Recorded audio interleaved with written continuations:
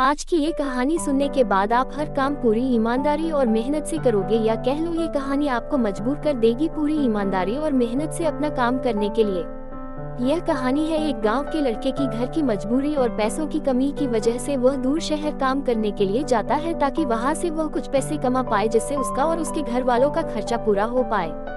वह लड़का काफी दिनों तक काम की तलाश करता है और आखिरकार उसे काम मिल जाता है।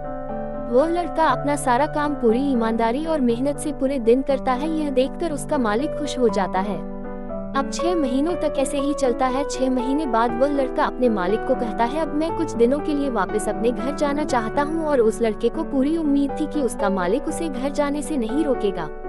लेकिन उस लड़के की सोच से विपरीत उसका मालिक कहता है, नहीं, तुम्हें 2 महीने का थोड़ा और काम करना है और फिर उसके बाद अपने घर जा सकते हो।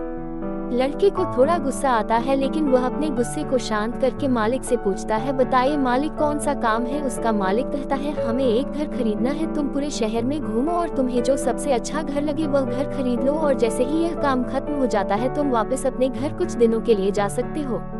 यह सुनकर वह गांव का लड़का खुश हो जाता है और जल्दी जल्दी घर को खरीदने का काम खत्म कर देता है। वह मालिक के पास जाता है और कहता है, मालिक, मैंने सबसे अच्छा घर आपके लिए खरीद लिया है।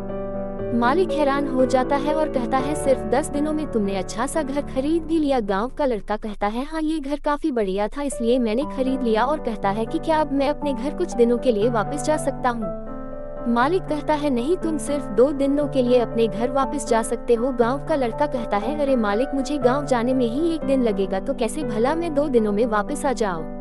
मुझे मेरे परिवार के साथ वक्त भी बिताना है। मालिक खुश होकर कहता है कि अब से तुम हमेशा अपने परिवार के साथ ही रहोगे। जो घर मैंने तुम्हें खरीदने के लिए कहा था वह घर तुम्हारे और तुम्हारे परिवार के लिए मेरे तरफ से एक तोहफा है। यह सुनकर वह गांव का लड़का खुश होने के बजाय मायूस हो जाता है और कहता है, अगर मालिक आपने मुझे पहले कहा होता कि ये घर आप मेरे लिए खरीद रहे हो, तो मैं थोड़ी और जानकारी प्राप्त करके इससे और अच्छा घर खरीदता।